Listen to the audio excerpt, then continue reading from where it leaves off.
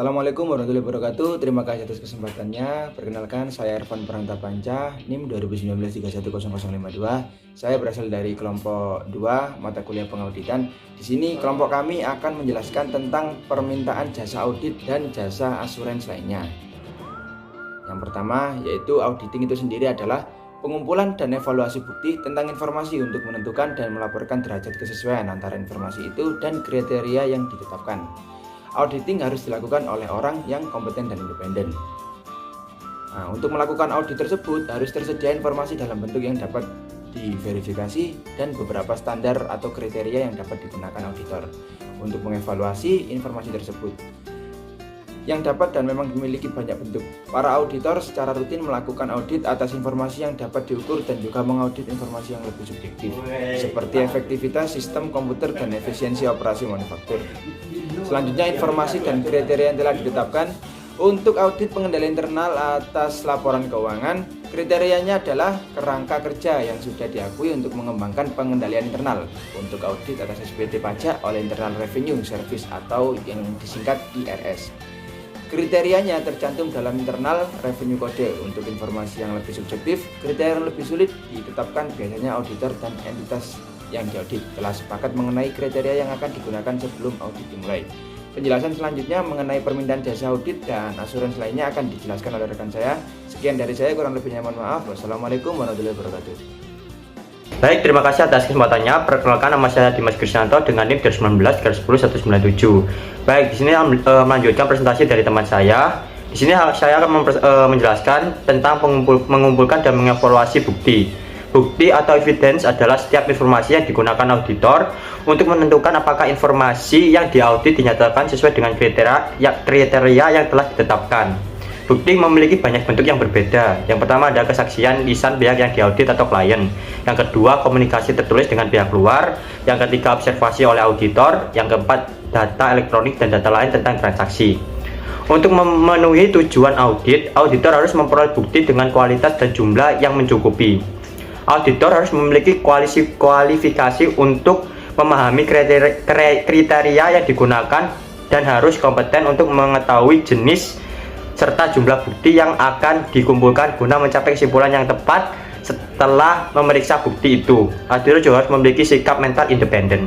Baik, selanjutnya akan dijelaskan oleh teman saya. Sekian dari saya, terima kasih. Assalamualaikum warahmatullahi wabarakatuh. Terima kasih atas kesempatannya. Perkenalkan, nama saya Muhammad Fitra dengan NIM 2019-310263 dari kelompok 2. Baik, di sini saya akan menjelaskan tentang perbedaan antara auditing dan akuntansi. Auditing sendiri adalah pemeriksaan atas pembukuan dan laporan keuangan suatu organisasi.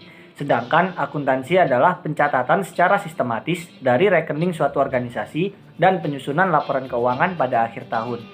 Lalu untuk peraturannya, auditing mengikuti aturan standar profesional akuntan publik atau SPAP. Sedangkan untuk peraturan dari akuntansi mengikuti aturan standar akuntansi keuangan, PSAK, IFRS, dan juga ETAP.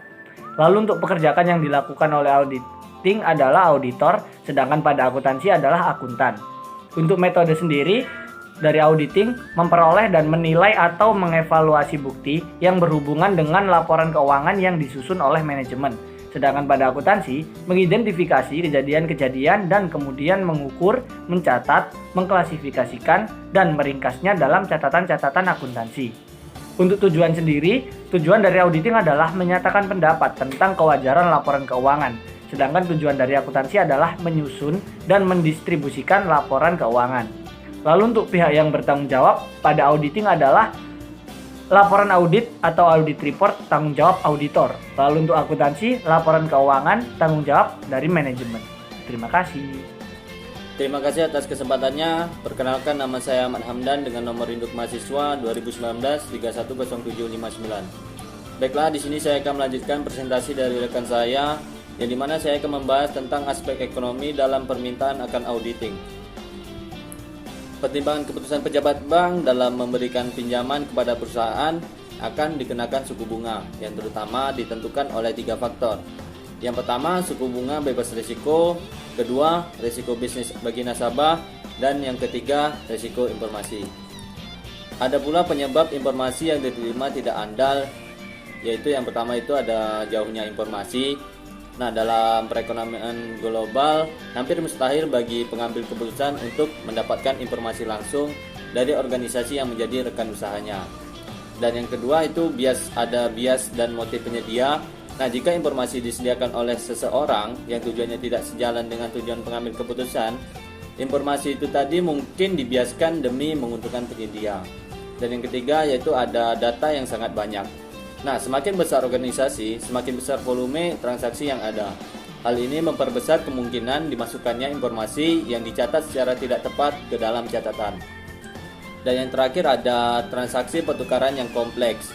Nah, transaksi pertukaran antar organisasi sudah semakin kompleks sehingga sulit dicatat dengan tepat. Dan akibat peningkatan kompleksitas ini menyebabkan standar akuntansi juga semakin kompleks. Ada pula itu cara untuk mengurangi resiko informasi tersebut. Yang pertama itu adalah pemakai memverifikasi informasi, yang dimana pemakai bisa mendatangi lokasi perusahaan untuk memeriksa catatan-catatan dan memperoleh informasi tentang keandalan dan reliabilitas laporan. Dan cara yang kedua itu adalah pemakai berbagi risiko informasi dengan manajer. Nah, jika pemakai mengandalkan laporan keuangan yang tidak akurat dari manajer dan akibatnya menanggung kerugian keuangan, maka pemakai dapat mengajukan tuntutan hukum terhadap manajer. Dan yang terakhir yaitu ada laporan keuangan yang diaudit sudah disediakan. Nah, cara yang paling umum bagi pemakai untuk mendapatkan informasi yang andal adalah dengan meminta audit independen.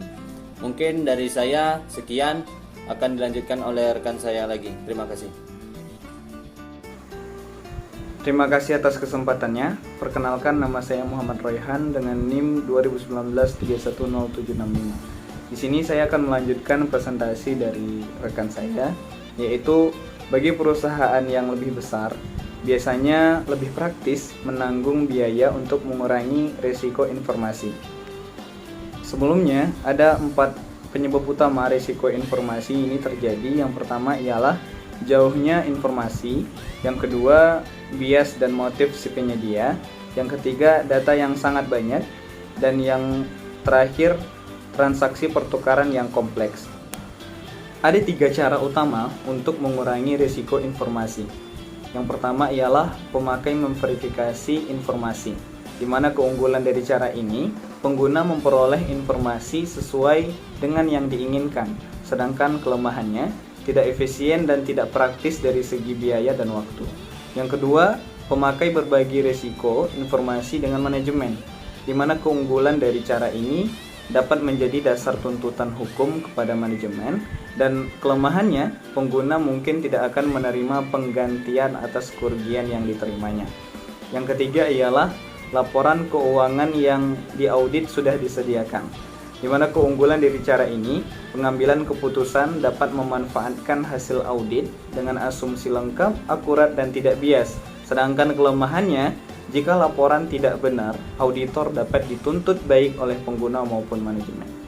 Terima kasih, selanjutnya akan dilanjutkan oleh rekan saya. Terima kasih atas kesempatannya. Perkenalkan, nama saya Firman Yulianto dengan NIM 2019-310777. Selanjutnya, di sini saya akan menjelaskan jenis-jenis audit. Akuntan publik melakukan 3 jenis audit, yaitu audit operasional, audit ketaatan, dan audit laporan keuangan. Yang pertama yaitu ada audit operasional. Audit operasional ini mengevaluasi efisiensi dan efektivitas tiap bagian dari prosedur dan metode operasi organisasi. Pada akhir audit operasional, manajemen biasanya mengharapkan saran-saran untuk memperbaiki operasi. Audit ketaatan. Audit ketaatan ini dilaksanakan untuk menentukan apakah pihak yang diaudit mengikuti prosedur, aturan, atau ketentuan tertentu yang ditetapkan oleh otoritas yang lebih tinggi. Selanjutnya ada audit laporan keuangan. Audit ini mempunyai tujuan utama untuk memberikan pendapat apakah laporan keuangan entitas telah disajikan secara wajar sesuai dengan kriteria yang telah ditetapkan. Biasanya kriteria yang berlaku adalah prinsip-prinsip akuntansi yang berlaku umum. Sekian dari saya, selanjutnya akan dijelaskan oleh rekan saya. Terima kasih. Baik, terima kasih atas kesempatannya. Perkenalkan, nama saya Muhammad Raffi Arfiandanu dengan NIM 2019-310813. Nah, di sini saya akan menjelaskan tentang jenis-jenis auditor. Yang pertama adalah akuntan publik yang terdaftar Certified Public Accountant. Sebagai auditor yang mempunyai tanggung jawab atas kinerja audit laporan keuangan bagi semua perusahaan publik, perusahaan besar, maupun perusahaan kecil dan perusahaan nirlaba. Baik, yang selanjutnya adalah auditor pemerintah atau General Accounting Office Auditor, yaitu auditor yang mempunyai tanggung jawab mengevaluasi efisiensi, efektivitas, dan keekonomisan dari program atau proyek pemerintah. Contohnya adalah BPK, BPKP, dan Itjen. Baik, yang terakhir adalah auditor pajak, yaitu biasa yang disebut Internal Revenue Agent, yaitu auditor yang bertanggung jawab melaksanakan pemeriksaan atas tercapainya penerimaan negara dari sektor perpajakan dan penegak hukum dalam pelaksanaan perpajakan. Contohnya adalah KPP dan Karikpa dari DJP.